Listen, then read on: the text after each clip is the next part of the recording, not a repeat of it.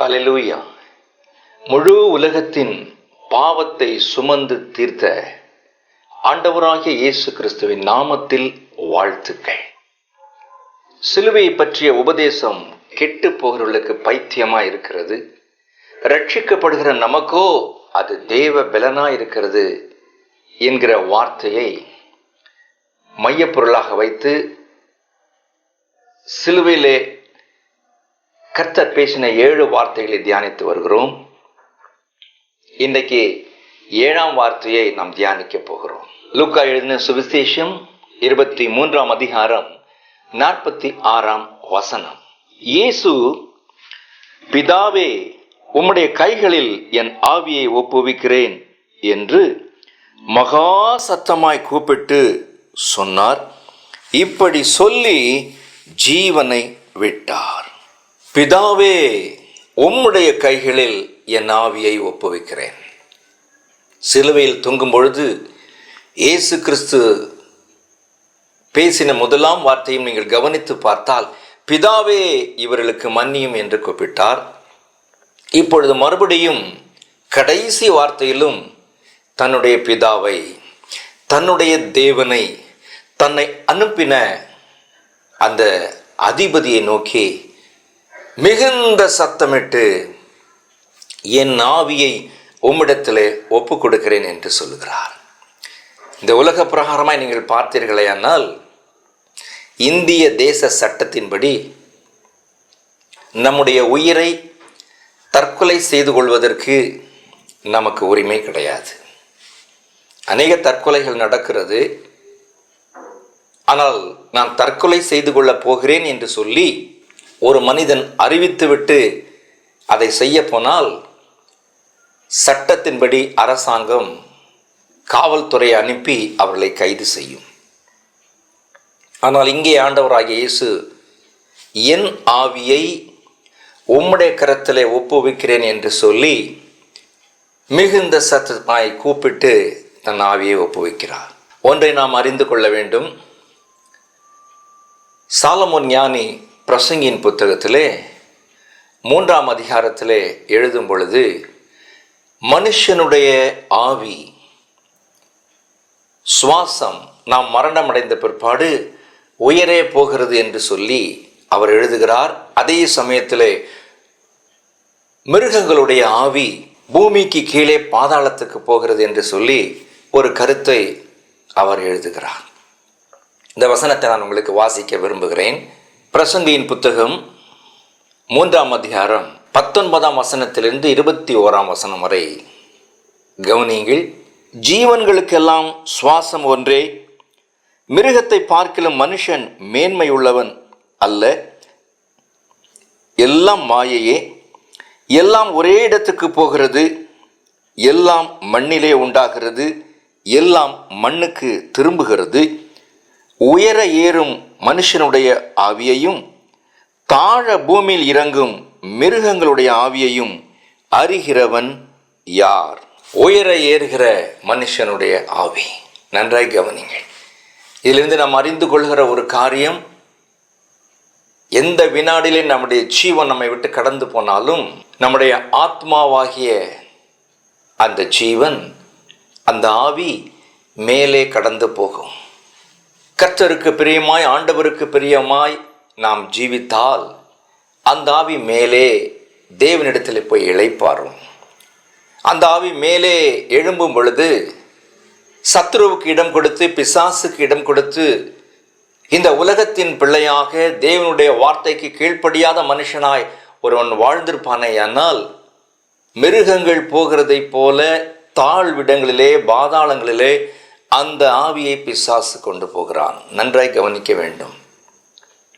ஆண்டவராகிய இயேசு சொல்லுகிறார், பிதாவே என்று சொல்லி மிகுந்த சத்தமிட்டு. இந்த மிகுந்த சத்தமிட்டு என்கிற வார்த்தை, அவர் லாசருவின் கல்லறையிலே நின்று கொண்டிருந்த பொழுது, லாசரு மரித்து 4 நாட்கள் ஆன அந்த நேரத்திலே லாசருவை உயிரோட எழுப்ப அவர் விரும்புகிற பொழுது மிகுந்த உரத்த சத்தத்தோடே, லாசருவே வெளியே வா என்று சொல்லி தேவன் தனக்கு தந்த அதிகாரத்தை, வானத்திலும் பூமியிலும் சகல அதிகாரங்களும் எனக்கு தரப்பட்டிருக்கிறது என்று சொன்ன அந்த இயேசு கிறிஸ்து மிகுந்த சத்தமிட்டு லாசருவை உயிரோடே எழுப்புகிறார். இந்த காரியத்தை யோவான் எழுதின சுவிசேஷம் 11ஆம் அதிகாரம் 43ஆம் வசனத்திலே நாம் வாசிக்கலாம். ஆகவே மிகுந்த சத்தம் அங்கே அதிகாரத்தை காண்பிக்கிறது. இங்கே மிகுந்த சத்தமிட்டு தன்னுடைய ஆவியை பிதாவினிடத்திலே ஒப்பு கொடுக்கிறார் என்றால் அதற்கு மேல் அவரால் பேசுவதற்கு பலன் இல்லை. மிகவும் கஷ்டப்பட்டு வேதனையிலே சரீரத்தில் இருக்கிற எல்லா பலவீனங்களையும் மேற்கொண்டு அந்த சத்தத்தை எழுப்பி கடைசி சத்தம் பிதாவே என்று கூப்பிடுகிறார். என் வேதம் சொல்கிறது, ஆண்டவராகிய இயேசு கிறிஸ்து சிலுவையிலே வேதனைகளை அனுபவித்த அந்த 3 மணி நேரம் பிதா தம்முடைய முகத்தை தம்முடைய குமாரனுக்கு மறைத்து கொண்ட அந்த நேரத்திலே முழு உலகமும் அந்தகாரமாயிருந்தது.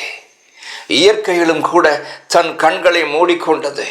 ஒரு பெரிய காரிருள் இந்த உலகத்தையே மூடிக்கொண்டது. நீதிமான், பரிசுத்தவான் அநியாயமாய் கொலை செய்யப்படுகிறார், தண்டிக்கப்படுகிறார். யாருக்கும் புரியவில்லை ஏன் இப்படி நடக்கிறது என்று சொல்லி. ஆனால் ஆண்டவராகிய இயேசு கிறிஸ்து தெளிவாய் பிதாவினிடத்திலே வந்து மறுபடியும் அவரிடத்திலே ஆவியை ஒப்பு கொடுப்பதை நாம் பார்க்கிறோம். ஒரு காரியத்தை நாம் அறிய வேண்டும்.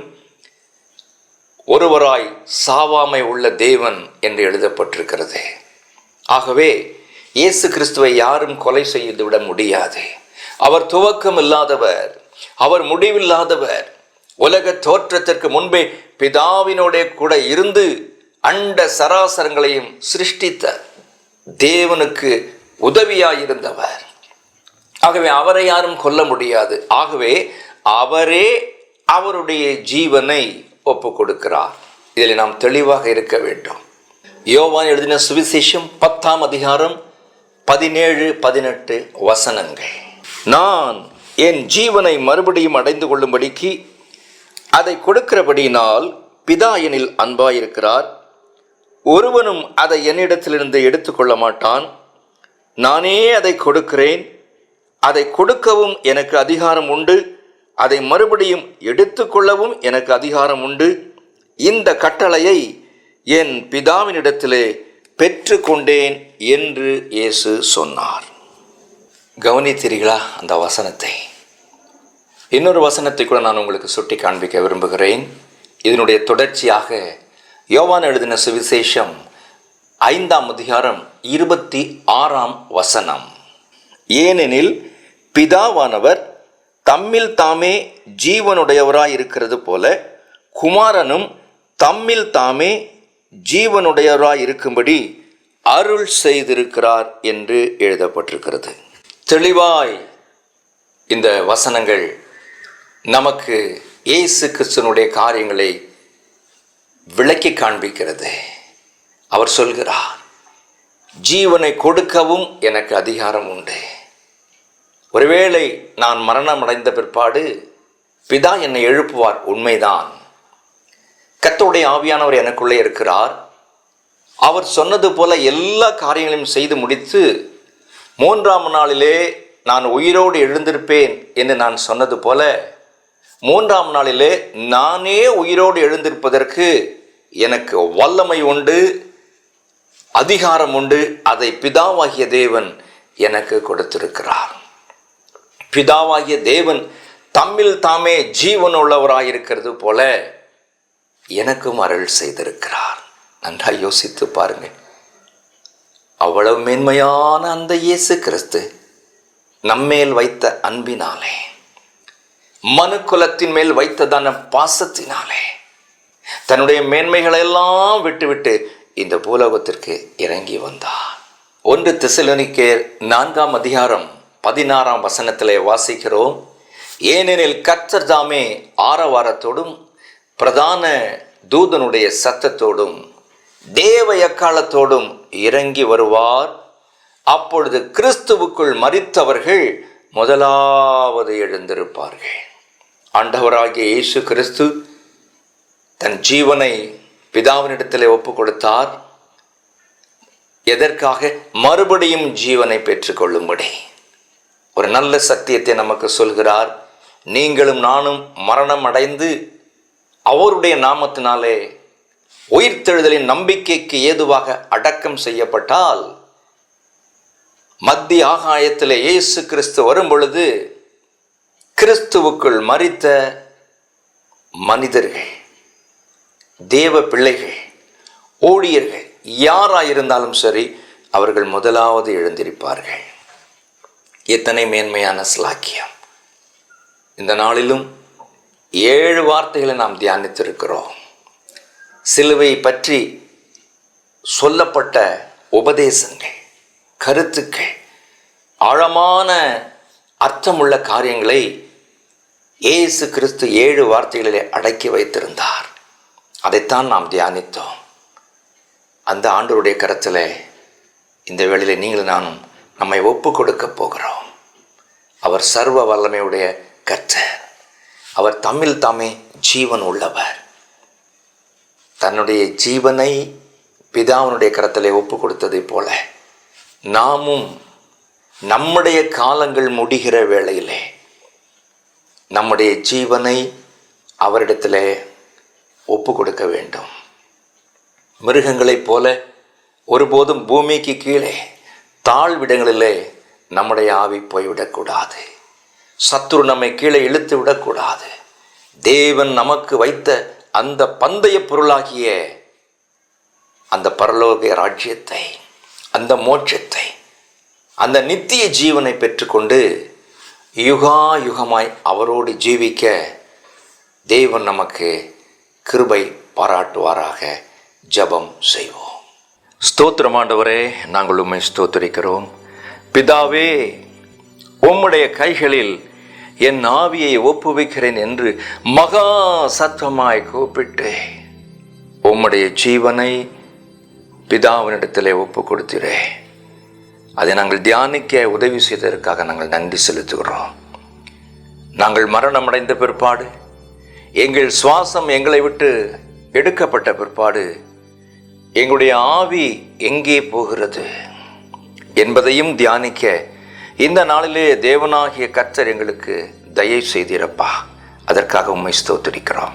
உலகத்திலே வந்து எந்த மனுஷனையும் பிரகாசிப்பிக்கிற மெய்யான ஒளியாகிய அந்த இயேசு கிறிஸ்துவின் மூலமாக சிலுவையை பற்றிய எல்லா உபதேசங்களை நாங்கள் கற்றுக்கொண்டோம். சாபமாயிருந்த சிலுவை, கொடூரமாயிருந்த சிலுவை, கொலை பாதகர்கள் தொங்கி இருக்கிறதான அந்த சிலுவையை ஒரு புனித சிலுவையாக நீர் மாற்றி அமைத்த பெரிய கிருபைக்காக நன்றி செலுத்துகிறோம்.